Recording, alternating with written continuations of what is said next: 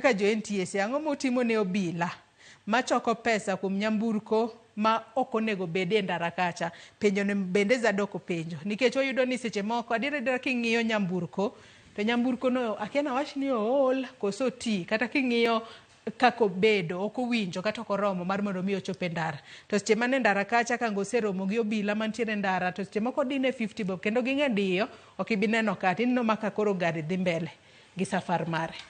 Mokwongo wawach ni adieri nitiere polise matimo tich malong'o maber miwuoro, and it would be a mistake ma kao gite ni ng'ato wach ni police ok tim tich. Polise watimo tich malong'o miwuoro, to anyway nitiere kuonde minyaka yore achiel ariyo nikech wan dhano, to mano ka ng'ato golo gimoro gima dang timne ng'ato penjo ni ang'o ma de timne police ko kawo gima kamano. Mano ting'eno ok tiju NTSA. Enforcement en function mar police.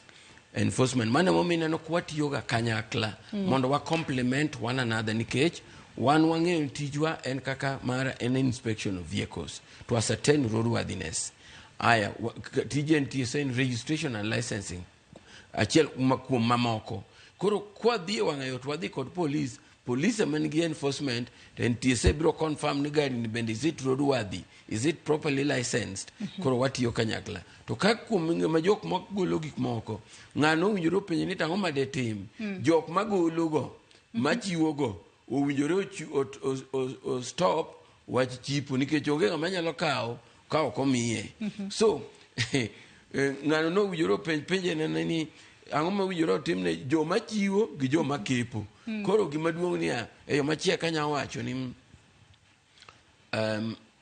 owinjore wa graduate wawe wach mar chipo kech lead us not into temptation. Seche moko wan mwa lead ji into temptation. Koro in ng'ama chipo we chipo kaeto kisewe chipo jakepo be ok bi kepo. Onge gima jakepo dhi kawo. Biro kawo.